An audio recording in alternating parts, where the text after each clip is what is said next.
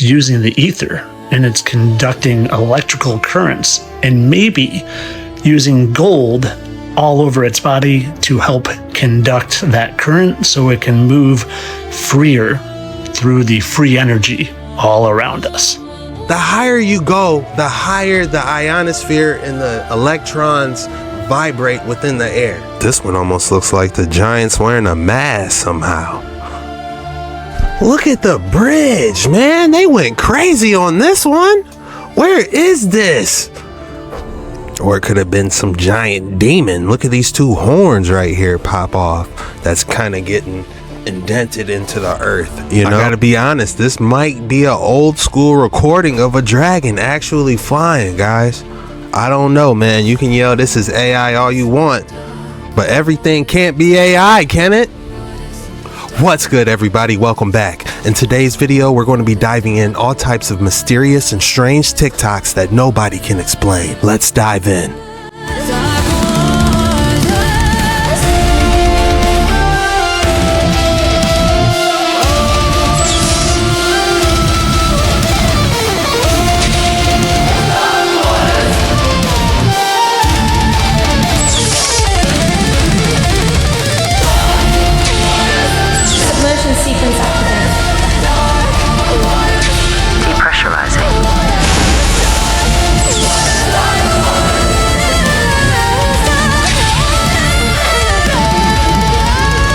Systems are online. Welcome back, Jet.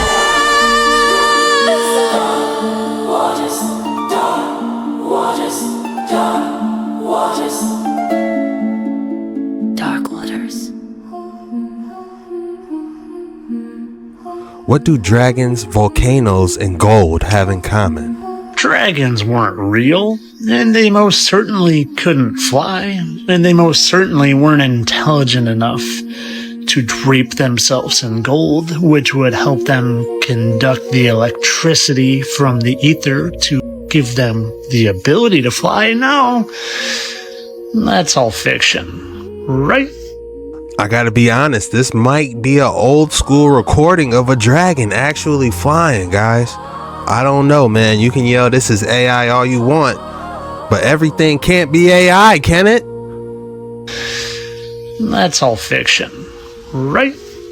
First, you need to know that dragons are most certainly real, and they have most certainly hidden that fact from us to hide the fact that we live in a spiritual realm. And if you don't know that yet, well, here's an old clip that will catch you up before we move on. Let's first take a look at what the 1946 dictionaries used to say. Dragons, now rare. Let's see what Alexa has to say about this. Alexa, how many dragon fossils have been found in the United States? The number of dragon fossils found in the United States is limited. Only 5 fossils have been discovered so far, limiting the knowledge about these creatures. These fossils are studied by researchers to learn more about dragon species and their evolution. While the findings are preliminary, they provide insights into the life and times of these majestic creatures. So the dictionary says they're real. Alexa says they're real. Several weeks ago in the UK, they found a fossil that looked like this, even though they called a plesiosaur. That sure looks like a dragon to me. This is one of my favorite fossils ever found. I wish we could go see this, honestly. And just a few weeks after that was found, CNN reveals that their scientist actually unveiled dragon remains. Not to mention how they're part of the Chinese Zodiac with all real animals, and how there are over 30 verses in the Bible that reference dragons, and how my friend Lori sent me this amazing 1922 dictionary that just happens to have the word dragon in it. And let's see what it says. Is it going to say fictional character, mythical beast? Or is it going to say something else? Winged serpent. And if that still wasn't enough evidence for you, just go to the Google Maps and type that in and see this perfect outline of a dragon. You can see the damn eyelash. And if you've seen my volcanoes are caused from the insides of dragons, well, look at this smoke just billowing out of where that dragon is. Tell me you don't see this. Second, you need to know that them breathing fire wasn't just a fairy tale. No, I'm gonna show you just how easy that actually could have been for them. When you watch this is literally just two ingredients being mixed together with a little bit of water added, and it combusts into fire. It's just glycerin and potassium. They literally mix and they turn to fire. And there's an animal that does this. The Bombardier beetle. I remember watching that bug on Discovery Channel. I'm just like, dang, that is crazy. You know, there's so many different cool animals. A lizard that shoots blood out its eyes as a defense mechanism. And this one. Is it far-fetched to think a lizard could do something and breathe fire? As a self-defense, it mixes two different liquids together that when shot out becomes a hot, burning hot acid. Now, is it really that far-fetched to believe that maybe a much more advanced killing machine could have two liquids that when come together just happen to combust to create fire, like the glycerin and potassium? Now, knowing that dragons breathing fire isn't as science fiction as you once thought, I need to show you what I figured out a few months back, involving volcanoes. So I went volcano hunting because I wanted to see what I could see. And I went to Mount Rainier in Washington, and right away I noticed something. And you might not see it right away, but I sure did. But take a look, and then I'll show you. How about now? Is it coming clear now? So I thought, maybe this is just a coincidence. Maybe this actually is just pareidolia. So I went to another volcano, and I found another face that looked pretty similar, down to its eyes and even nose and mouth.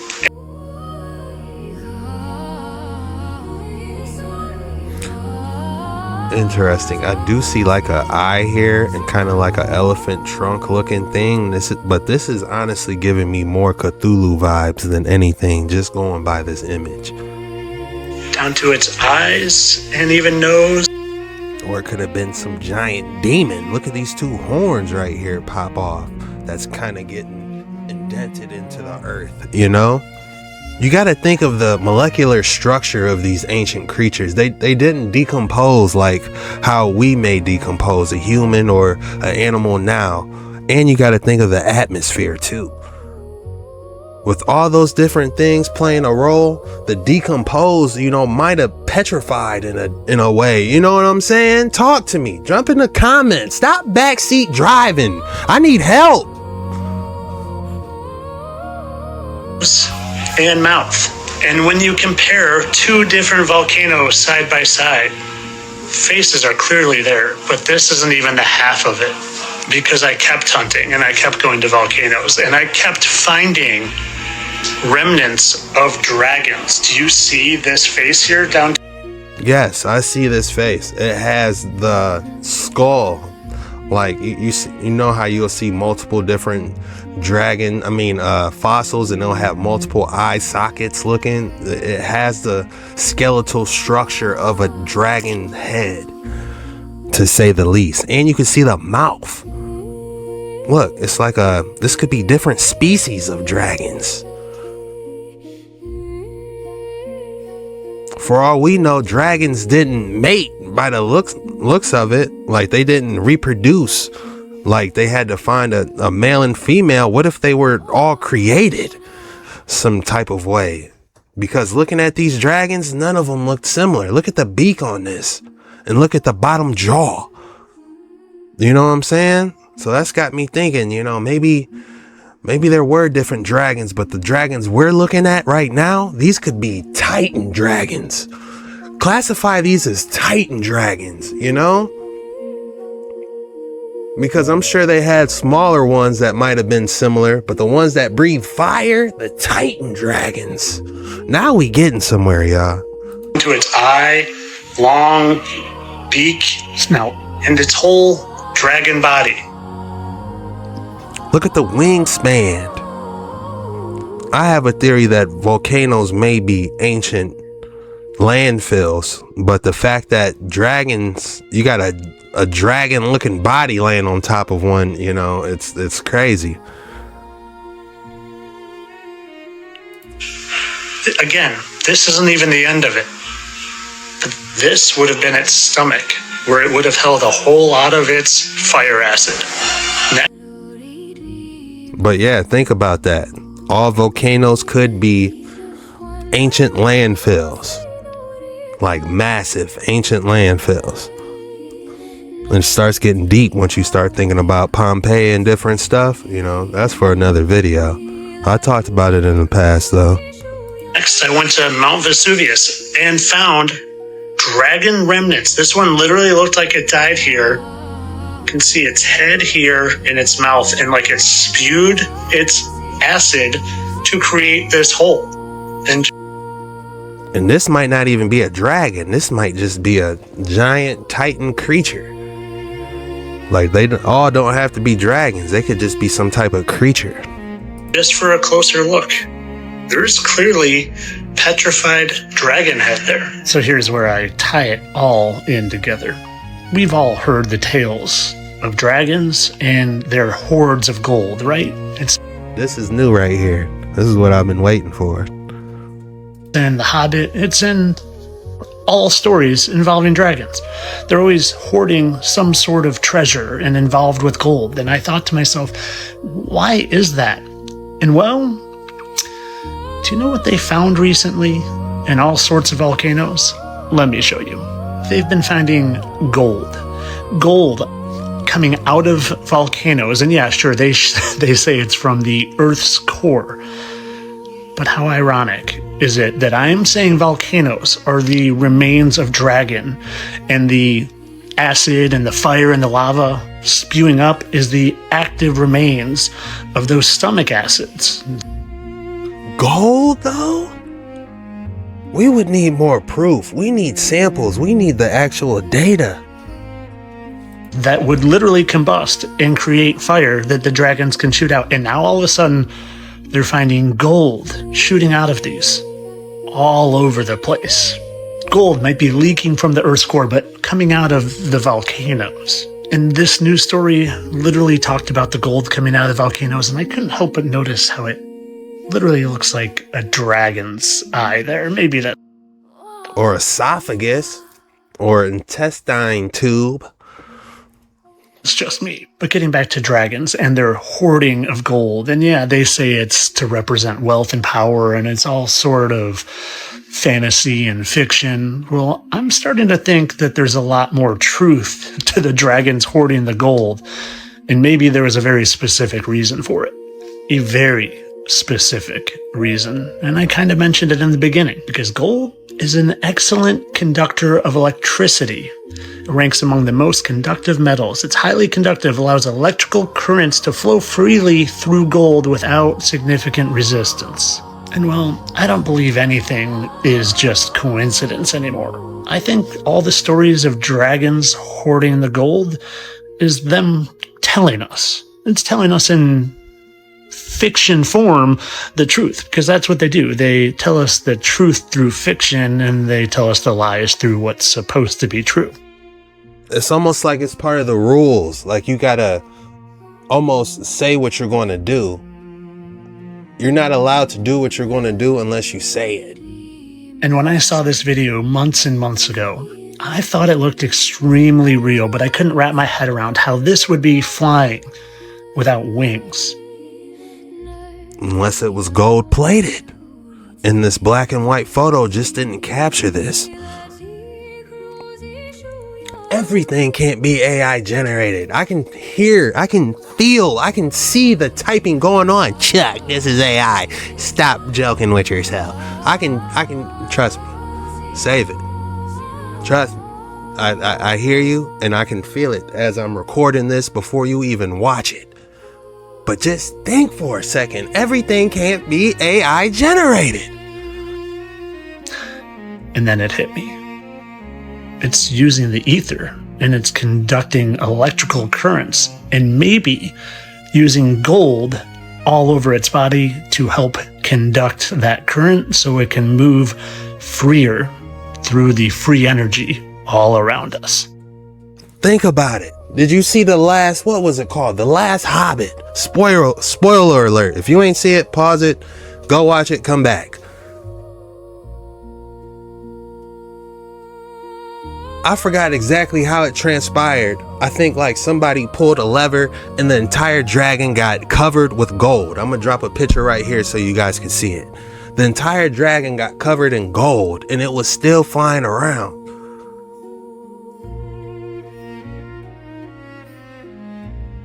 So they might have been trying to tell us something. The higher you go, the higher the ionosphere and the electrons vibrate within the air. Like they've done experiments where they put balloons up and they measured how much electricity they got up there and they were able to power light bulbs. You can do this experiment yourself. Now they're saying a gold-plated dragon moving like this through the waves, you know what I'm saying? It's kind of adding up, to say the least. I want to know where he got this video from. Tyler? And maybe they replaced all the stories of dragons with fake dinosaurs and evolution to brainwash into believing that we are evolved monkeys spinning on a ball in an unimportant place when we are in the most important place there is, the center of creation, with God smiling down upon us, just hoping that every one of us will look to him and say thank you for this amazing opportunity to live this amazing life in this. Man, say what you want about Tyler. I know he be tripping about the celebrity comparisons, but man, he all right in my book, man. It's an amazing place. But of course, this is all for entertainment purposes, people. I know this is just some sort of CGI, AI nonsense. Dragons didn't exist. T-Rexes did, when Stegosauruses did, and evolution does. And I'm spinning on a ball right now. Hang on. What's that ride on the on those fairs? The Gravitron. Hang on, y'all. We spinning. All ancient sites around the world have this strange doorway to nowhere. All right, let's see what you're talking about.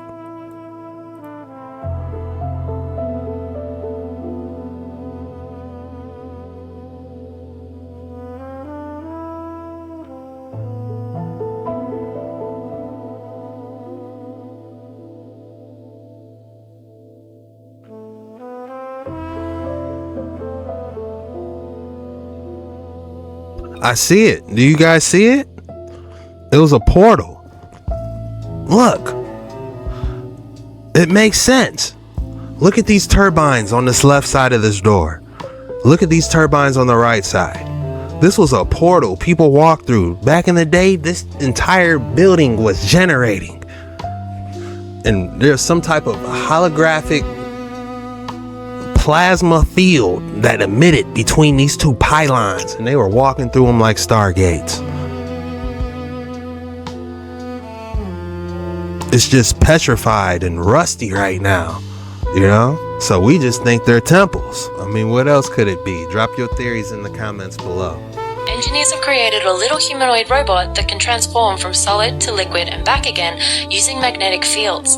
Now, where have we seen this before? Well, this Lego-sized escape artist is a far cry from the T-1000. The tech that it's made from was, till recently, science fiction. Called a magneto-active solid-liquid phase transitional machine, this malleable material is made by embedding magnetic particles in a metal called gallium.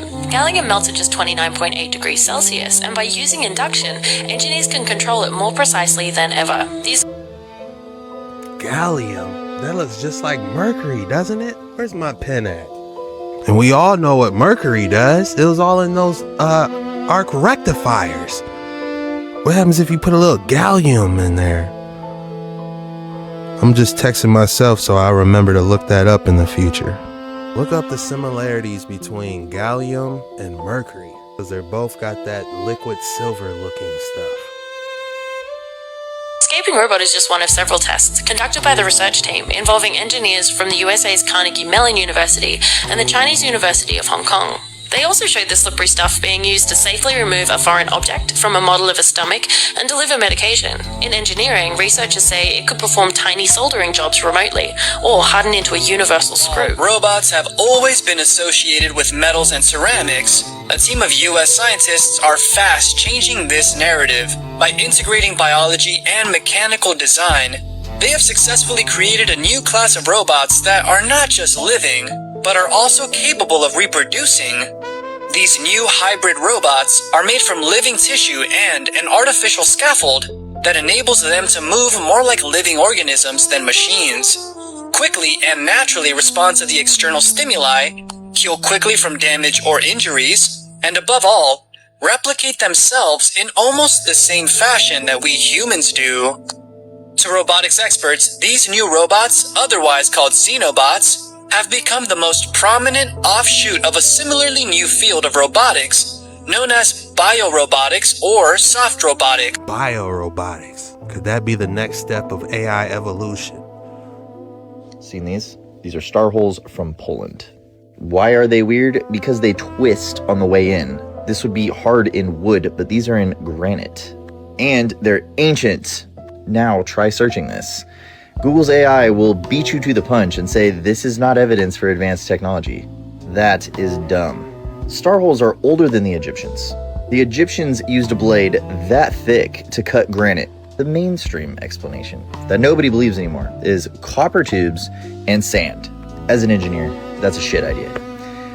But we have this guy now. This is an ancient core of a tube drill. A drill leaves a spiral mark as it drills into the rock. That took 4 days, by the way. That method does not. The speed at which the ancient Egyptian drill went into the rock was faster than this drill right here.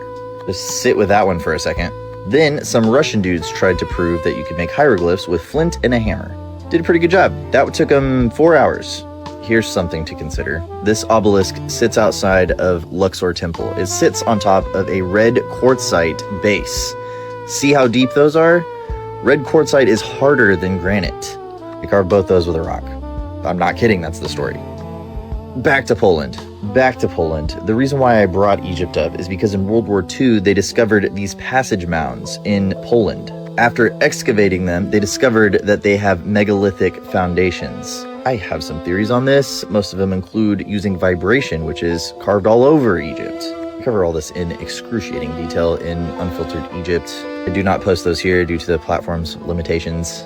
To me, these are in the same category as the paper-thin vases that are extremely precise from Egypt as well.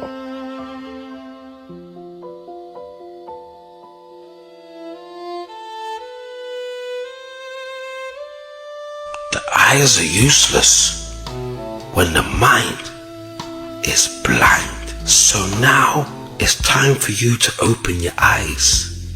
And the only way you can do that is if you open your mind.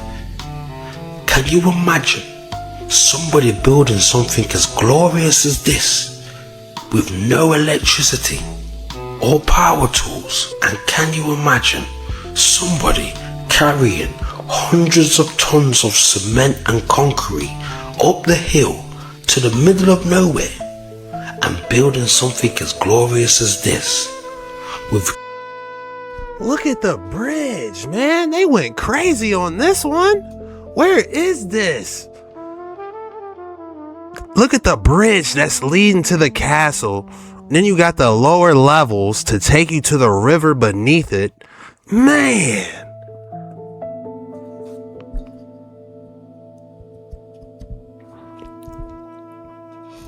They weren't messing around at all when they made this.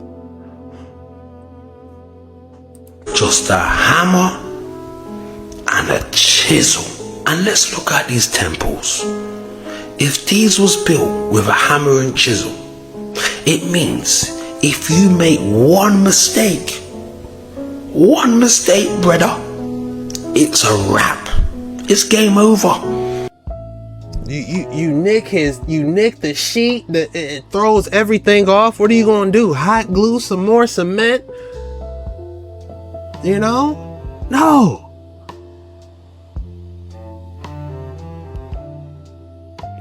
This one looks kind of crazy. What's going on here, though? What's this statue talking about? Does he got horns or something? This kind of look like Coolio.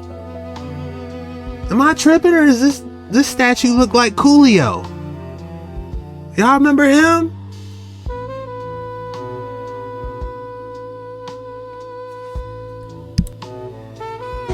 You're trying to tell me that slaves, because that's what you're going with, slaves chiseled into rock and made these glorious buildings. I don't know about you, but malnourished slaves would be under so much pressure. A mistake is destined to happen. Just look how smooth they was able to make marble with no power tools. You're telling me these men had sandpaper and they're getting jobs done like this? We can't even do this today, brother. I've said this once and I'm gonna say it again. The type of technology that we had back in the day, we just cannot reproduce now. The eyes are used. It happens in silence. One day the kindest person you know simply disappears from your life. No warning, no explanation, no final conversation. They're just gone. And according to Carl Jung, this is not coldness. This is psychology's most powerful act of becoming. When someone finally cuts everyone off, they aren't losing themselves, they're returning to themselves. And once that process begins, nothing reverses it. Jung spent decades studying this pattern, and what he found surprised everyone. These weren't the difficult people. These weren't the ones holding grudges. These were the ones who stayed the longest, who forgave the most, who absorbed what others couldn't, and kept showing up anyway, until the day they didn't. And Jung didn't call that a collapse. He called it an awakening. Here's what most people never understand about the person who walked away. They didn't decide this recently. The decision was made quietly over years, and Jung called it the accumulation phase, the long silent period where the unconscious mind is keeping a record of the conscious mind, refuses to acknowledge. Every time their generosity was treated as obligation, recorded. Every time their patience was mistaken for permission, recorded. Every time they swallowed something that deserved to be said, recorded. They never mentioned it. They never showed it. They kept giving, kept forgiving, kept making themselves available to people who had stopped making themselves worthy of it. But something deeper was counting, and kind people, truly kind people, are not weak. They are precise. This is where Jung's concept of the shadow becomes everything. Everyone carries a shadow, the unacknowledged parts of the self. For most people, it holds the darker impulses, the anger they won't admit to, the selfishness they pretend isn't there. But for the chronic giver, the one who learned early that their needs were inconvenient, the shadow holds something else entirely. Their strength, their boundaries, their capacity to choose themselves, their ability to walk away from what was never truly reciprocated. And when that shadow finally activates, it doesn't explain itself. It doesn't offer closure. It doesn't wait for the right moment or the right words or the right... It doesn't have to. ...understanding from people who never tried to understand them before. It simply moves, completely, finally, without looking back. And this is called individuation. The process of becoming fully yourself, not the version of yourself built around everyone else's comfort. The actual self. Did you hear that? Story of my life. The process of becoming fully yourself, not the version of yourself built around everyone else's comfort. Built around everyone else's comfort, because we're so desperate for friends. It's anything. You know, what would make this person happy? What would make anybody the happiest they could be? What could I personally do? We take it as a personal challenge, don't we? How happy can we make the other person feel? But when you let go of all that and focus on yourself, but even just saying that, I feel selfish. The actual self, the one that exists when the performance of selfishness is finally allowed to end. And you cannot reach that self while pouring everything you have into people who never once asked if you had enough left for yourself. The cutting off isn't the loss. The cutting off is the arrival. The silence you left behind is not emptiness. It's the sound of a person who gave everything to everyone, finally giving something to themselves. It happens in silence.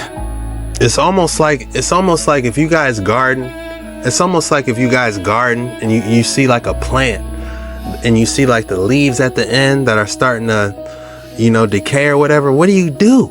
You cut those leaves off so the flowers could pop, so more energy can go to the rest of the plants. Same allegory. Drop your thoughts in the comments below. The sacrifice of the giant's blood that stained the mountains and rivers. The red on the mountains is actually giant's blood. They keep the message. They come from above. Yes, their time is up, but you can't speak on the words. You don't know about the resets.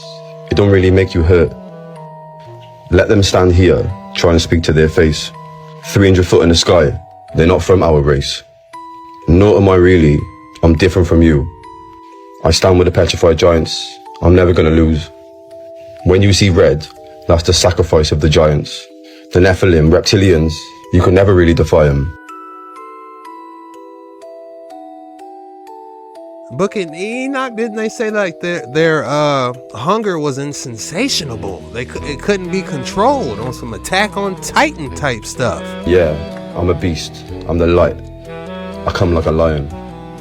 I don't write nothing down. It comes from my soul. Space is not even real. You're stuck in a black hole. There's a firmament above, water in the sky. If you don't believe that, then go and check your eyes.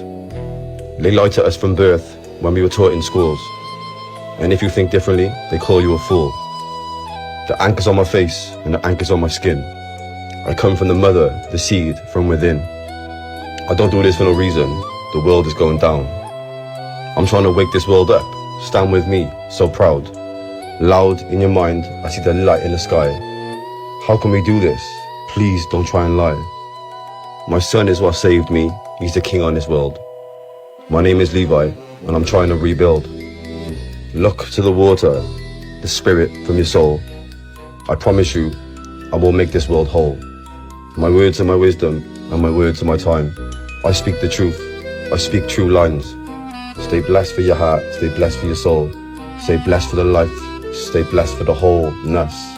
Wake up, my guys. Stay blessed. Go on.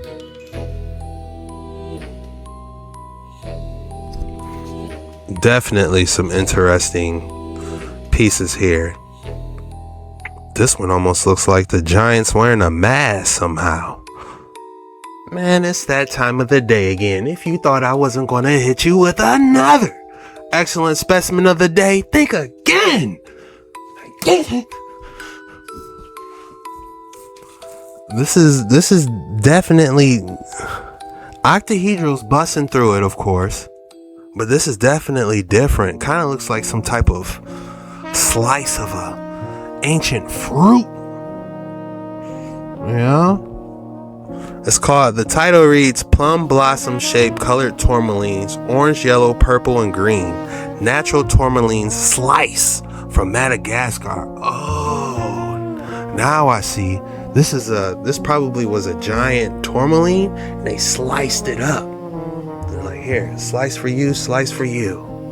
The rating I'm gonna give this slice, I'm gonna give it a 8.3 because it really dazzles under the light. And I'm gonna call this the Darkness Lemon Lime Slice. Darkness Lemon Lime Slice. That's a tongue twister. Darkness Lemon Lime Slice. What'd I say? 8.4? 8.4. Going home from work, seeing lovely kids and a wife, the fatigue is instantly dissipated. 等待我的人是否还坐在窗前，带几行清泪迎接晨昏，是否还依然在门前挂一盏小灯，牵引我回到你身边。